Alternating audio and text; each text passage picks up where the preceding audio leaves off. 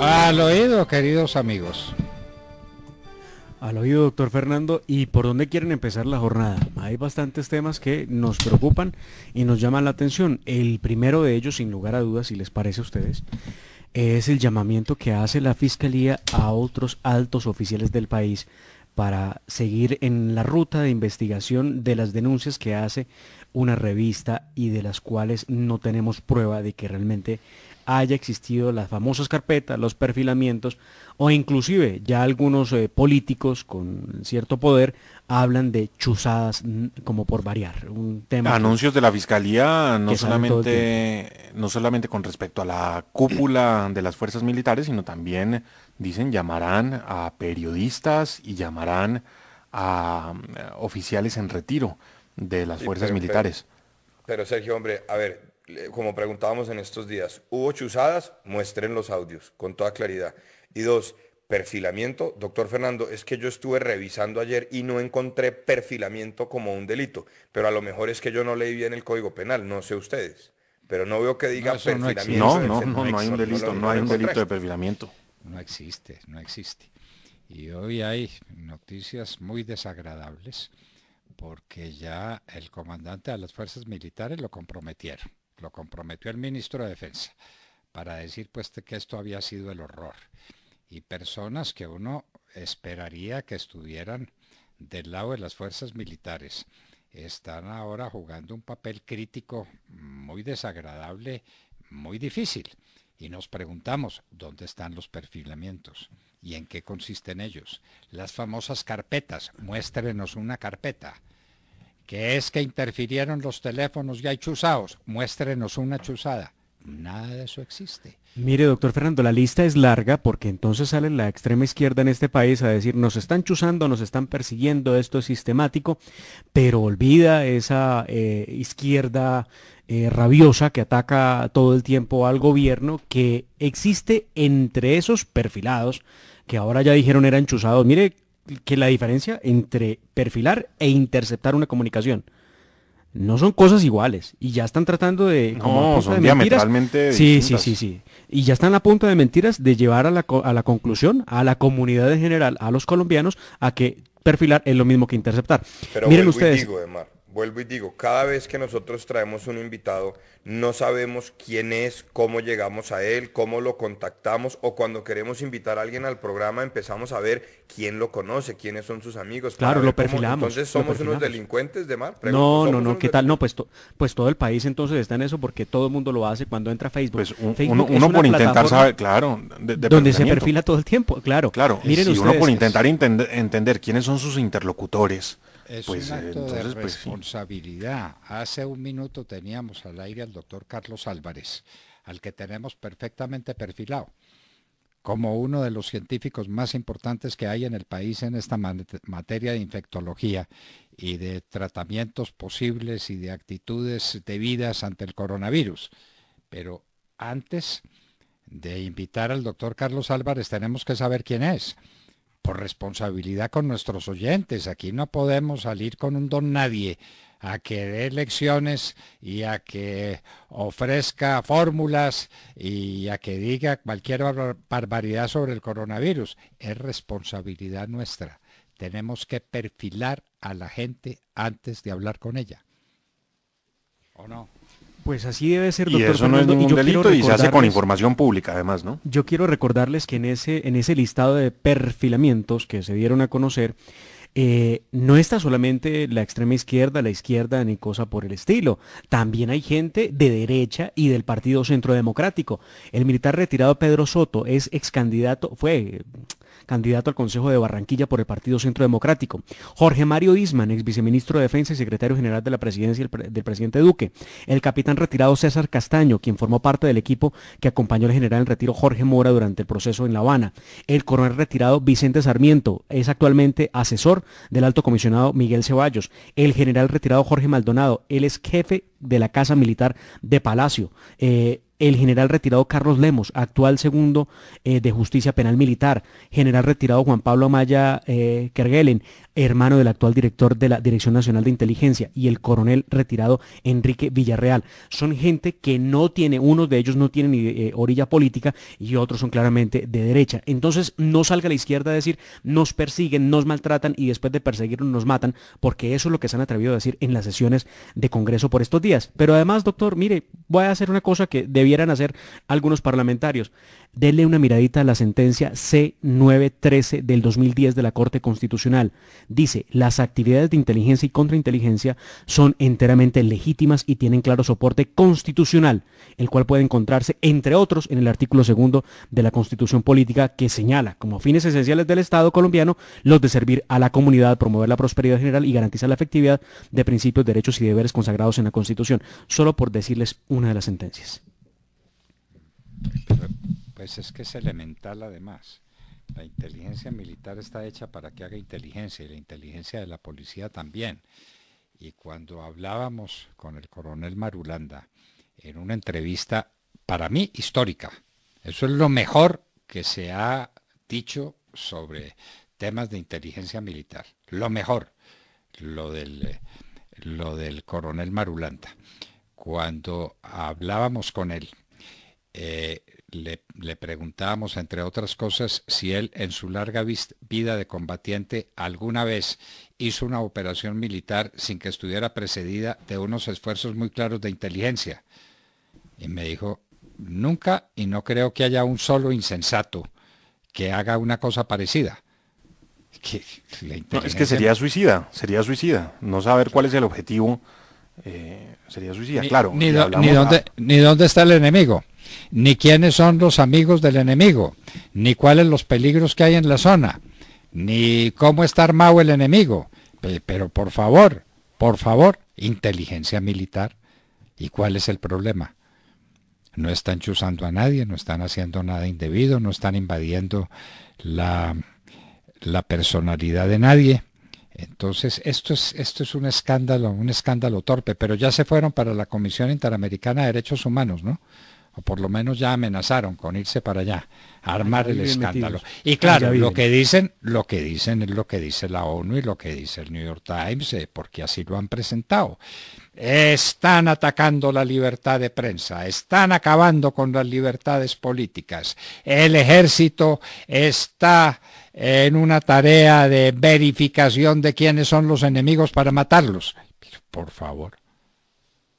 Pero además la ONU mete la nariz en todas las cosas. Grave. Lo hemos dicho siempre, hay algo detrás de esto. Hay algo detrás de esto. Y yo tenía una pregunta y la venía pensando desde hace unos días, doctor Fernando, de Mar Sergio, y es si yo en inteligencia, no militar, inteligencia de la policía, inteligencia de diferentes agencias del Estado, me entero que hay un capo de la droga o que hay un comandante del terrorismo que se va, o un terrorista que se va a reunir con un periodista, quiere decir que entonces debo abstenerme de actuar, debo abstenerme de presentarme a detenerlo, ¿o cómo es, doctor Fernando? Bueno, la inteligencia y la contrainteligencia. Recuerden ustedes que una firma que se ocupa, es su función, hacer investigaciones en toda América sobre cosas que pueden interesarle a los estados, actos de corrupción, actos que ponen en peligro la vida de la gente. Ya se me olvidó cómo se llama la compañía esa que sacó al aire toda la historia de un, para ellos, mafioso colombiano. Inside Crime. Ah, claro, Inside Crime. Perfilaron al señor. Muy bien. Más que bien perfilado, evidentemente. Entonces el diario El Tiempo le dio primera página al señor y le dio media página entera, ¿no? Al señor. Uno se pregunta, bueno, ¿esto cómo es? Y entonces él dice que es inocente y que ha sido un empresario maravilloso y que todo lo que dicen de él es mentira. Hoy sale en el periódico otra vez Inside Crime diciendo, me ratifico en todo lo que he dicho y tengo pruebas adicionales y las voy a presentar, o las estoy presentando. Bueno, ¿eso es perfilamiento? Pues claro que es perfilamiento. ¿Eso es un delito? A ver, ¿ese señor está en la cárcel? Esa es su función. La función de Inside Crime es esa. ¿Cuál es el problema? Claro, además, doctor Fernando, acuden a las fuentes abiertas, que fuente abierta es lo que todos hacemos cuando buscamos en Google. Es más, yo decía, y alguno me criticó a través de las redes sociales, decía, venga, Semana también utilizó perfilamiento para hablar de cada uno de los investigados, de cada uno de los supuestos perfilados. Entonces, ¿por qué tanto escándalo? Solamente porque quieren acabar con inteligencia militar y contrainteligencia. Y mire, son los mismos, los que se oponen al glifosato, los que se oponen a más recursos para el Ministerio de Defensa, los que se oponen a la actividad militar y policial en Colombia, son los mismos que se oponen a la inteligencia y la contrainteligencia. Pero además, ¿por qué temerle a la inteligencia y la contrainteligencia si es por la seguridad de todos? El único que le teme a la policía o a la fuerza militar es el que es bandido, piensa uno, ¿no? Pero pues hay gente que no es bandida y le teme también. ¿Y dónde dice que es ilegal que uno revise quiénes son los amigos de uno en Facebook, por ejemplo? ¿No? Pues es que es información pública. Aquí estamos, y no estamos hablando de interceptaciones, no estamos hablando de seguimientos ilegales, estamos hablando de perfilamientos que se construyen precisamente con información que es pública. Oiga, y creo que no tengo que entrar a explicar el alcance de la palabra pública. Sí, por favor, cambiemos.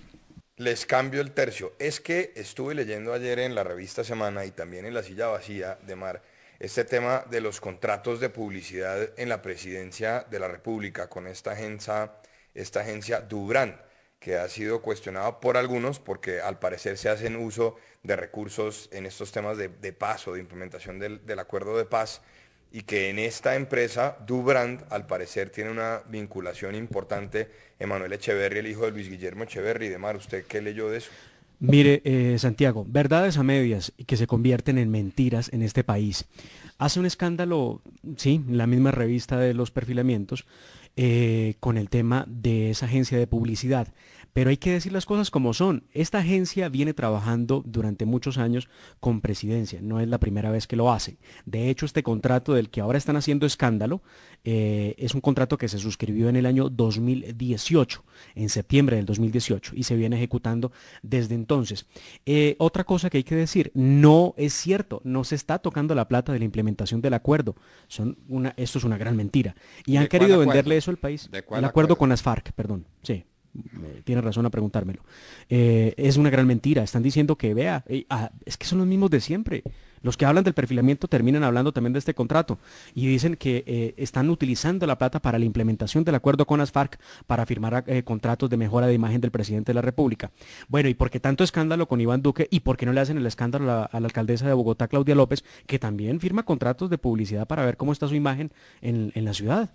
Es que de verdad que se dedican sistemáticamente a atacarlo todo por todo. Yo creo que ya hay toda una estrategia orquestada desde arriba para empezar a mirar un conjunto de detalles que realmente son absurdos, porque yo entiendo que uno no debe contratar familiares y que el nepotismo está mal, etcétera, pero hay una cantidad de empresas que prestan excelentes servicios, y si por ahí las empresas tienen algún funcionario que tiene algún grado de familiaridad o es familiar de alguna de las personas cercanas al presidente, entonces hay que vetarlas. Demar, yo creo que ahí sí, perdónenme, pero uno puede tener diferencias, pero no puede hilar tan delgado porque termina juzgando. Sí, están hilando demasiado delgado. Es decir, el señor Echeverry, hijo de Luigi Echeverry, pues tiene todo el derecho a trabajar en una empresa del sector privado que pues la empresa también tiene derecho a participar en procesos de contratación pública. Una empresa no que quiere, no es él. Y no quiere decir que, claro, una empresa que no es él es empleado de la empresa, y no quiere decir que porque él sea empleado le estén dando el contrato a esa empresa. No.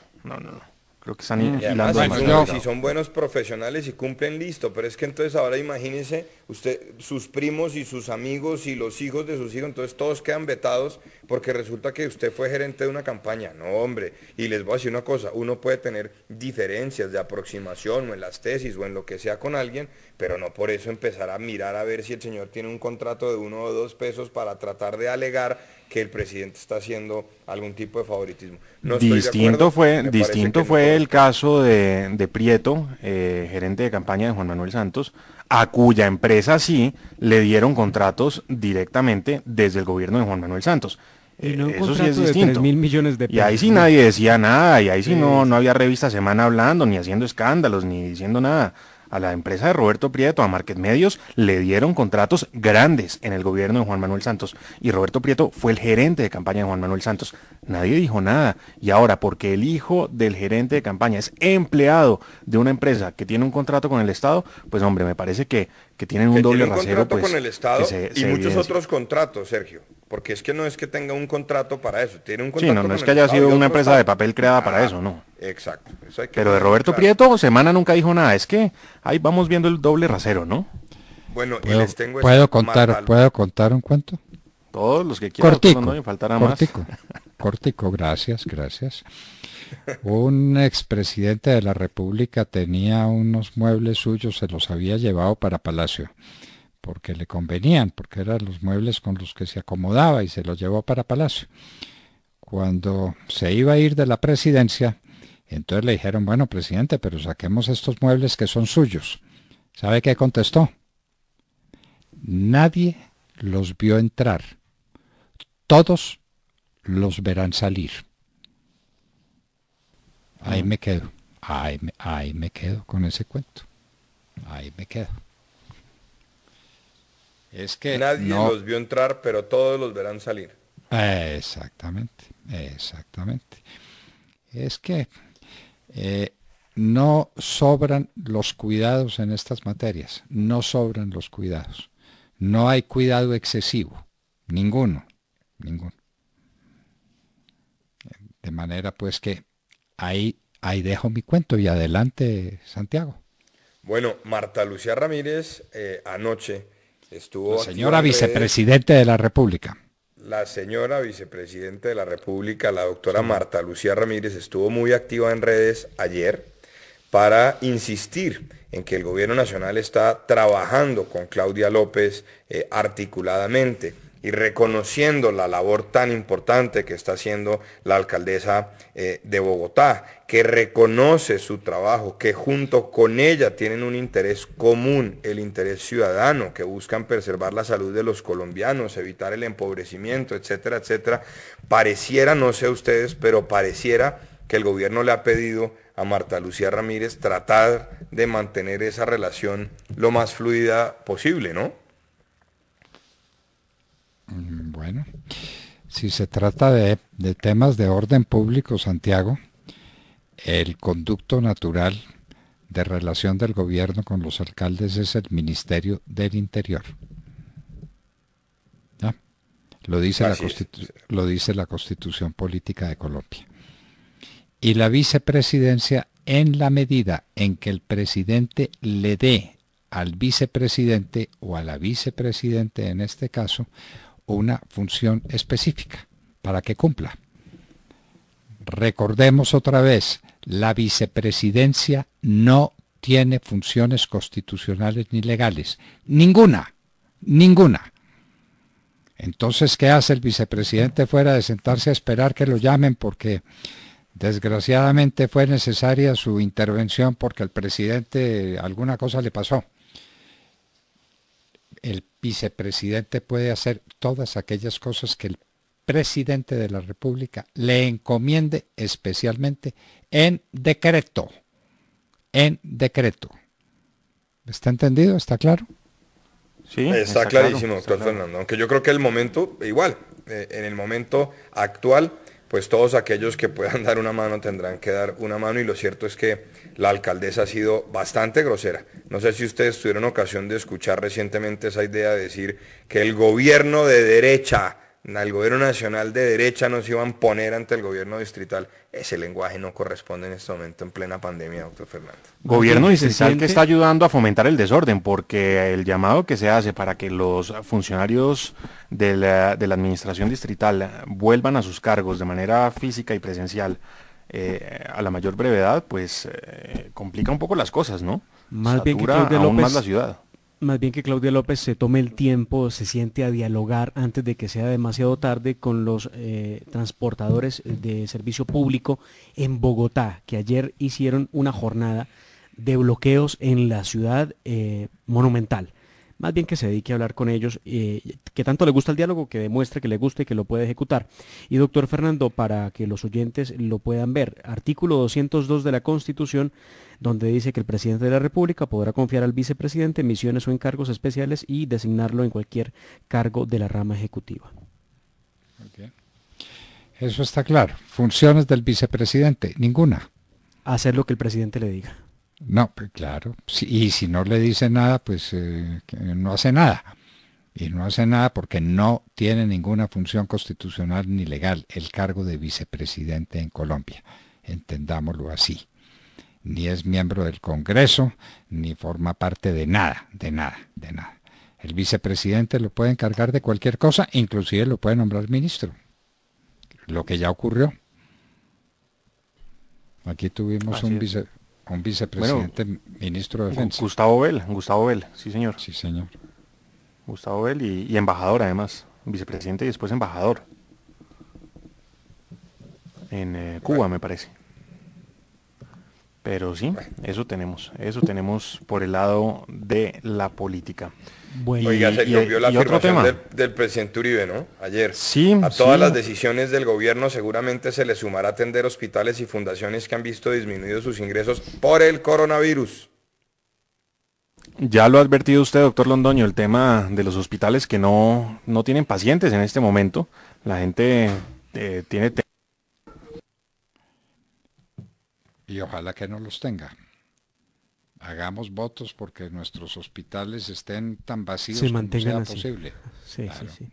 Sobre todo en estos momentos, doctor Fernando, cuando ya se anuncian, obviamente, la reapertura de algunos sectores, pero además, ojo con esto, municipios donde por fortuna no existe el coronavirus, prepárense porque los protocolos presidenciales por parte de, pues obviamente, el Ministerio de Educación, Ministerio de Salud, están por darse a conocer porque el Ministerio de Educación ya habla de trabajar en esas medidas y protocolos para hacer posible el regreso a clases por parte de los estudiantes en esos municipios del país donde no hay pandemia, donde no hay coronavirus.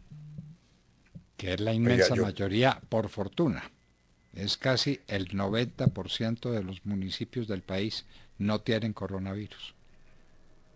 Y yo pregunto, doctor Fernando, uno puede pensar que hemos avanzado mucho en este tema de conectividad a nivel nacional, pero ustedes saben cuántos cientos de miles de niños, de niñas a nivel nacional sencillamente no han podido seguir estudiando porque no tienen un computador y si lo tienen no tienen buena conexión a internet para ver sus clases. Es que este es un tema grave. Ayer uno de nuestros oyentes me escribía por la noche recordándome el asunto y me decía, piensen ustedes, los millones de niños, niñas, jóvenes que están en el colegio y que hoy por hoy no pueden estar viendo sus clases por internet porque no tienen internet, doctor Fernando. Es que no lo tienen, no lo tienen. Ese es el gran reto de Karen Audimem, quien ha dicho, plantea durante su trabajo en el Ministerio de las TIC lograr la conectividad en todo el país y tiene razón Santiago. De nada sirven muchos colegios en rincones más apartados de Colombia si no tienen internet. Hoy un computador sin internet no sirve para nada. Bueno, y el Ministerio de Educación entonces está trabajando en los protocolos para reabrir los colegios precisamente en los municipios que van a poder reactivarse y son los municipios que no tienen coronavirus. Bueno, eso será importante en la medida en que el internet pues no ha llegado, no llegó y es difícil que llegue en el corto plazo, por lo que pues va a ser más fácil activar protocolos de bioseguridad en los municipios donde no hay coronavirus para que los niños puedan volver a las aulas. Eso es urgente, eso es urgente. El promedio de años de escolaridad, por ejemplo, en Colombia, aunque ha venido en aumento, sigue estando por debajo de la media de la OCDE, por poner un ejemplo. Y nosotros no podemos permitir que los niños sigan meses y meses sin estudiar. Por supuesto que hay que tomar las medidas que son menester para evitar el contagio del COVID y demás, pero también creo que ya es momento y apoyar a la ministra y al gobierno y a cualquier gobierno en esa política de promover la conectividad al 100% a nivel nacional. Porque es que fíjense cómo nos están escuchando nuestros oyentes ahora televidentes los jueves. Pues gracias al internet, ¿o no, doctor Fernando? Miles de personas se conectan, nos siguen, etcétera, y eso está llegando a nivel nacional e internacional. Eso tiene que llegar a todas las veredas de Colombia. Lo corrijo, no solamente los jueves, todos los días. Todos los días. Nuestra penetración por las redes de internet con la gente es de más de 5 millones de personas al mes, le quiero contar. Y aumentando porque esa cifra que da usted no incluya nuestras emisiones de la tarde que, pues como la de ayer, han resultado ser todo un hit. Bueno, Y es que esa es la realidad, Santiago, es que este es el mundo digital. Y entramos ahí sin saber a qué horas. ¿Quién me empujó? ¿Se acuerdan el chiste? Del que se tiró de un pico altísimo y bueno, esos fueron los aplausos y los vítores y les dieron toda clase de premios. Y entonces le preguntaron al final, le dijo, bueno, ¿usted cómo fue tan valiente de tirarse desde allá? Dijo, no, yo por ahora voy a buscar al desgraciado que me empujó. Bueno, entonces el mundo digital venía entrando en nuestro mundo, en nuestra vida, pausadamente, tranquilamente, y alguien nos metió un empujón y no tuvimos más remedio que entrar a la fuerza, a las carreras, ya, porque mañana es demasiado tarde. Una gran Sí, oportunidad. y el como coronavirus nosotros nos acelera el proceso digital al igual que a muchos otros sectores. Oiga, doctor Fernando, me están preguntando varios oyentes lo siguiente. ¿Quién fue el ministro que acabó con los ferrocarriles? Ay, Me quedé doctor en vilo. Londoño, dejó Oiga, usted pero esa dejaron dormir. pregunta. Espere lo que dice este gran amigo nuestro, don Gerardo. Dice, ¿nos dejará en suspenso? ¿Lo sabremos el próximo capítulo en la tarde? Por favor, díganos algo. Próximo capítulo en la tarde. ¿Quién fue? Por favor, 7 días de Vea, espera. Ministro del Trabajo, me parece. Recién posesionado. Era la primera tarea que hacía. Se enfrentó al sindicato y le dijo sí a todo. A todo. Brillante. Lleno de satisfacciones personales y lleno de encomios por parte de la gente. Y desgraciadamente los ferrocarriles se acabaron porque no resistían tanta generosidad. Ese fue el problema. Pero entonces se los dejó pendientes. Bueno, seguiremos haciendo la tarea, haciendo un continuo. llamado a la audiencia para que sigan estudiando, investigando. Y la para frase que no la levanten la mano y encontré, ¿sabe? nos digan. A mí también me quedan dudas y me puse juicioso y si no lo sabe Santiago, que estudió política, imagínese, dije, bueno, pero podemos acercarnos buscando la frase de que no se aprende a nadar en un naufragio. Y Alfonso López Miquelsen. Uy, entonces por ahí sí hubo un par de personas Sí. que atinaron a eso porque un par de personas respondieron con esa respuesta. Alfonso ante la frase, López sí, señor. Miquelsen. No se puede aprender a nadar en un naufragio. Muy bien. Y en Bueno, un ¿cuál sería el minuto, interés que quedamos ya? Nos aprendimos la frase mucho, doctor Fernando, gracias. Buen dato. y es que es muy buena, ¿no? Es excelente, pues como tantas de López Miquelsen. Anillo al dedo. Este es excelente. ¿Cómo le parece? Uno aprendiendo a nadar en un naufragio. No. Hay que llegar aprendidito antes del naufragio, antes de tomar el riesgo. Bueno, queridos amigos, en un minuto estaremos con el profesor Alberto Schlesinger, decano de la Escuela de Economía de la Universidad Sergio Arboleda. El tema hoy no es la Universidad Sergio Arboleda, sino las universidades privadas. ¿Quién les va a tender la mano? ¿Cuáles son los problemas que tienen? En un minuto. Y hablábamos con ustedes Al oído. al oído.